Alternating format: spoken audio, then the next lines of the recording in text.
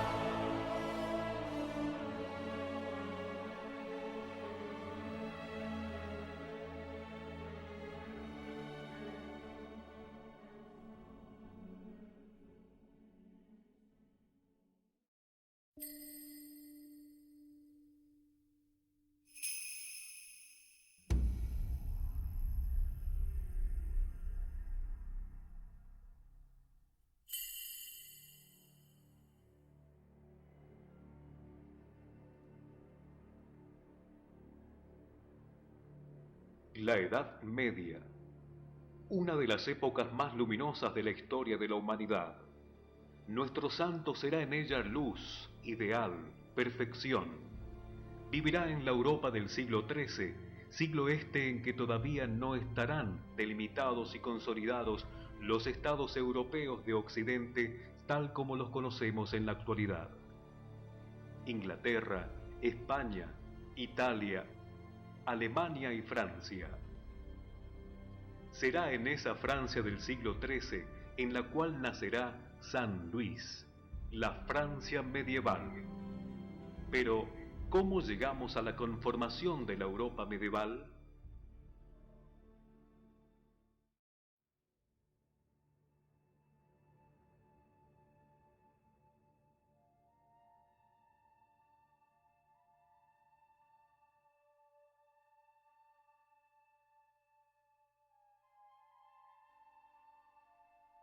Constantino, primer emperador romano en hacerse cristiano, publica el Edicto de Milán, edicto de tolerancia hacia el cristianismo, dando fin a las persecuciones. Constantino muda la capital imperial de Roma a Bizancio y la bautiza Constantinopla. Será esta la sede del Imperio Romano de Oriente.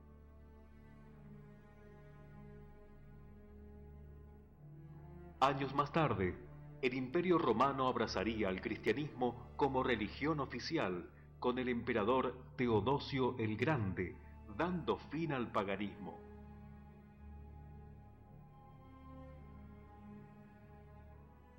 Contemporáneo a Teodosio, San Agustín será uno de los doctores más prestigiosos de la Iglesia occidental. Sus obras serán estimadas como de máxima autoridad e influirán grandemente durante toda la Edad Media. De entre ellas, su Ciudad de Dios presentará una visión teológica de la historia según la cual sólo puede persistir la civilización cuyo fundamento sea el amor de Dios. Mientras San Agustín se abocaba a su obra, el emperador Teodosio muere y el imperio se divide entre sus dos hijos, Arcadio, emperador de Oriente, y Honorio de Occidente. Pero poco tiempo de vida le restaba al Imperio Romano de Occidente. Su decadencia era ya irremediable. Podemos contar entre las principales causas de la caída la corrupción de las costumbres de los romanos y la invasión de los pueblos bárbaros, que arremetieron ante el paulatino debilitamiento y decadencia del poderío romano.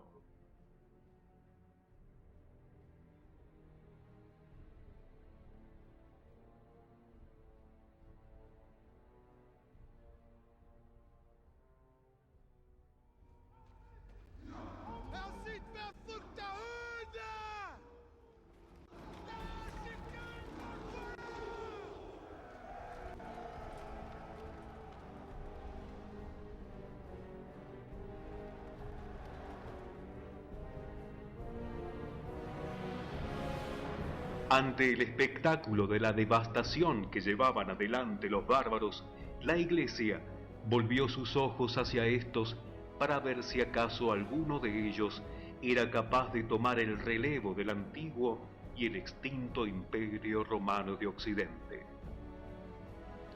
La Iglesia volcó su propósito pastoral a la conversión de una tribu en concreto, la de los francos. Así, a fines del siglo V, Clodoveo, jefe de la dinastía merovingia de los francos, recibe el bautismo juntamente con su pueblo. Sería una especie de nuevo Constantino, uno bárbaro.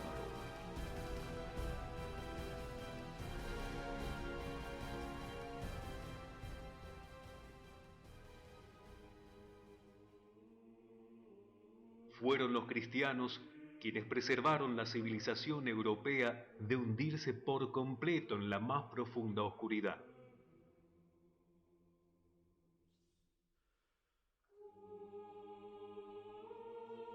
En el 529, San Benito, padre del monacato occidental y patrono de Europa, funda un monasterio en Montecassino, casa matriz de la orden benedictina.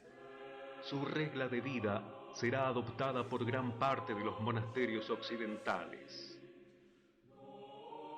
Hacia finales del siglo, nace de la orden de San Benito un papa, San Gregorio Magno.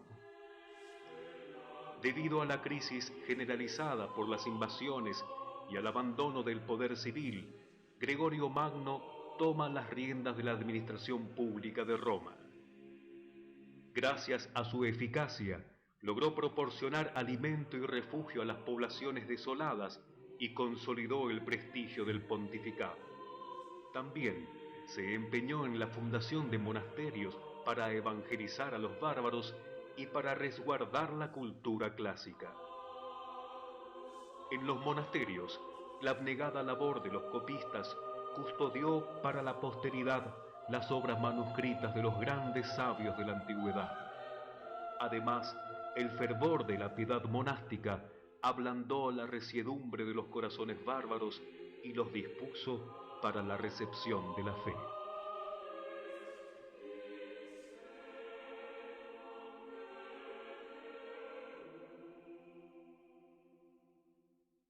Pero no solo los bárbaros y los monjes conformarán el tablero de la Europa medieval. Un profeta proveniente de Arabia, Mahoma, fundará una nueva religión. Religión esta que llegará a ser una de las más importantes de la historia de la humanidad, el Islam. A la muerte de Mahoma, todas las tribus de la península arábiga habían abrazado la fe del Islam. Su credo se sintetiza en una simple aclamación: no hay otro Dios más que Alá, y Mahoma es su profeta. Entre sus principios religiosos, esta religión exigirá a sus seguidores, como ideal de vida, la reforma de la tierra para que en ella se respeten los mandamientos de Alá. Esto es la yihad. Y en menos de un siglo, llevados por el ideal de la yihad, los musulmanes alcanzarían a dominar una gran extensión territorial que pondría en jaque el destino de la Europa medieval.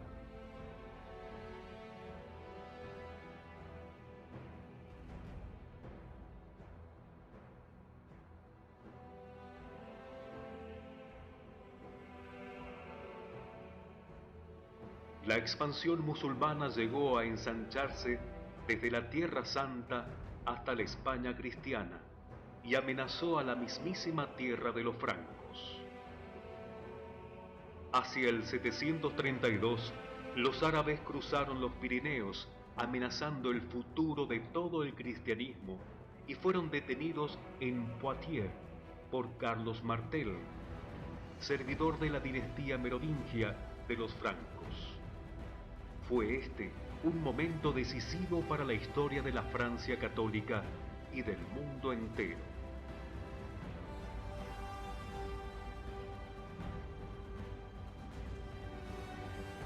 La naciente cristiandad se estaba convirtiendo en una frágil e inestable isla entre el sur musulmán y el norte bárbaro.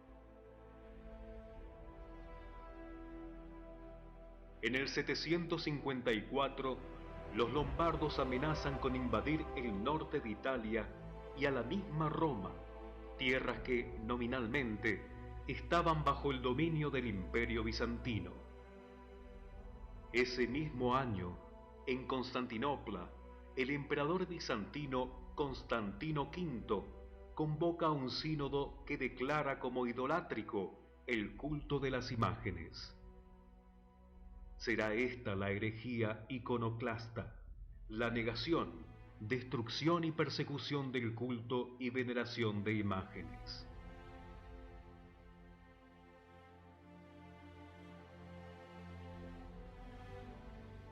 Esteban II, Papa, no podía contar con la ayuda de los bizantinos para defenderse de la amenaza lombarda. Por eso decide cruzar los Alpes y solicitar el auxilio de los francos. En esos años, el poder real de los francos estaba en manos de Pipino el Breve, hijo de Carlos Martel, quien había depuesto al último monarca de la ya decadente dinastía merovingia. Pipino es consagrado rey de los francos. Como primer rey cristiano coronado por el Papa, está obligado a defender con el brazo armado a la Iglesia.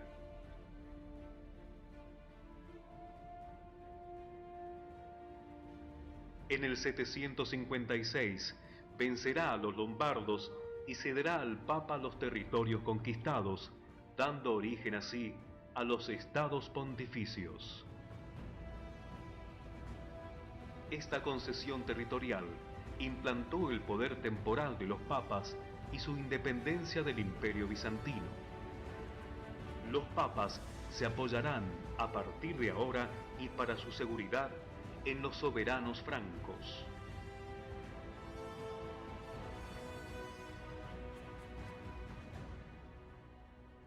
Sin embargo, estos tiempos no fueron fáciles para el papado.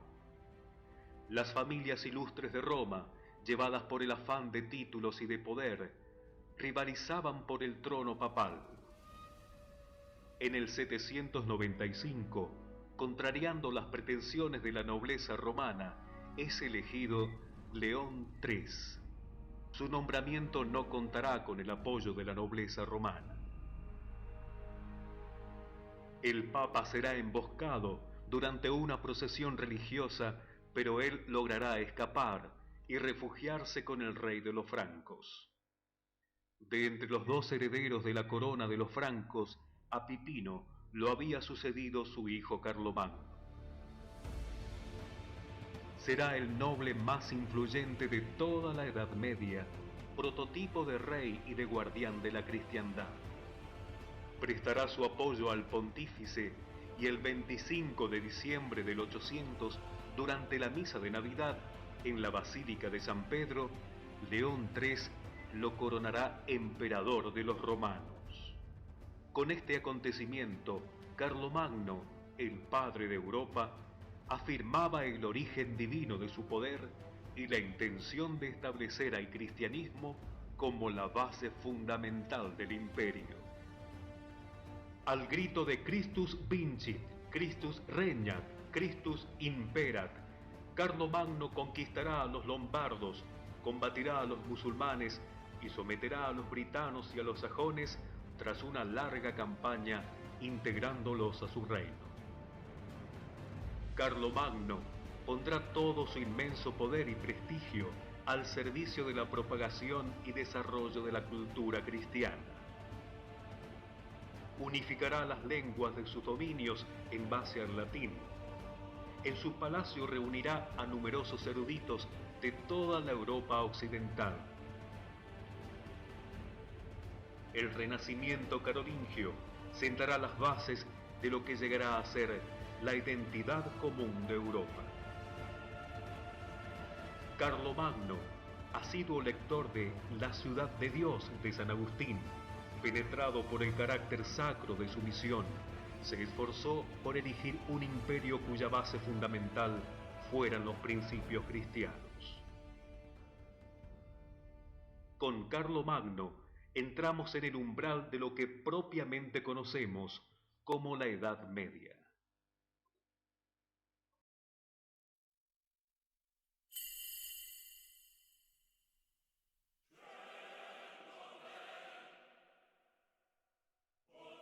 Carlomagno muere dejando como emperador a su hijo Luis el Piadoso. Este era de carácter débil para el gobierno. Por esto, sumado a otros factores, la obra política de Carlomagno no logró perdurar. Con Luis el Piadoso decae la dinastía carolingia.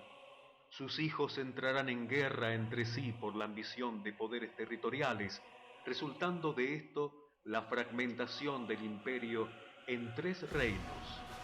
Luis el Germánico gobernará al oriente, Lotario, emperador, el centro, y Carlos el Calvo reinará sobre Francia. Es la época en que comienza a instalarse el sistema feudal. Los reyes otorgaban territorios a los nobles para que los gobernaran y los protegieran de posibles invasiones. A cambio de esto, los nobles debían un voto de fidelidad al rey, poniéndose a sus órdenes como vasallos. Sin embargo, la descomposición progresiva del imperio llevó en estos años a que, despreciada la soberanía del emperador y de los reyes, proliferaran entre los territorios cristianos un enjambre de vinculaciones privadas y de poderes señoriales independientes.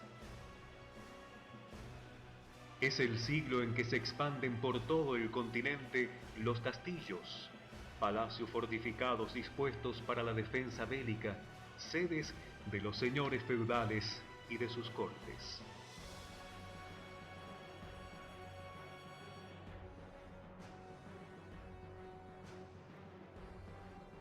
No solo crecían la disgregación y las guerras intestinas en la Europa cristiana, también hubo asaltos desde el exterior. Los terribles vikingos invadían las orillas de los reinos por el norte. Los sarracenos, piratas musulmanes, asolaban las costas de Italia y de Francia por el sur. Y los magiares incursionaban los parajes continentales ingresando por el este. La época carolingia se fue precipitando en la más profunda decadencia.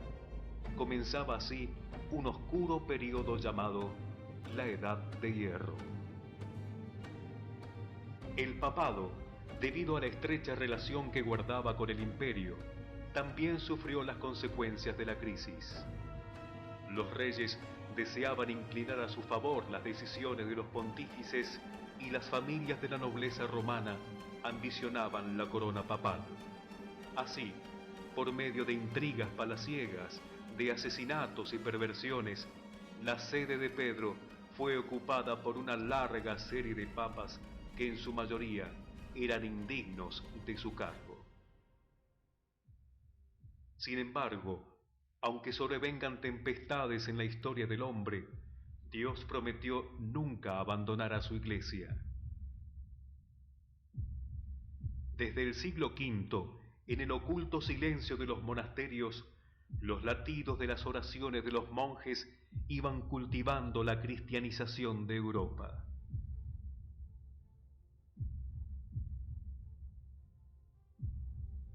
Cinco siglos más tarde, al margen de la crisis de la Edad de Hierro, la Orden de San Benito desarrolla una nueva rama dentro de su familia. Surgió la Orden de Cluny, que contribuyó en gran manera a la reforma de las costumbres de la Iglesia y de la sociedad europea. El abad de Cluny era el tutelar de los numerosos monasterios, incluso pertenecientes a otras órdenes religiosas. Impedía así la intromisión de los señores feudales en el ámbito eclesiástico.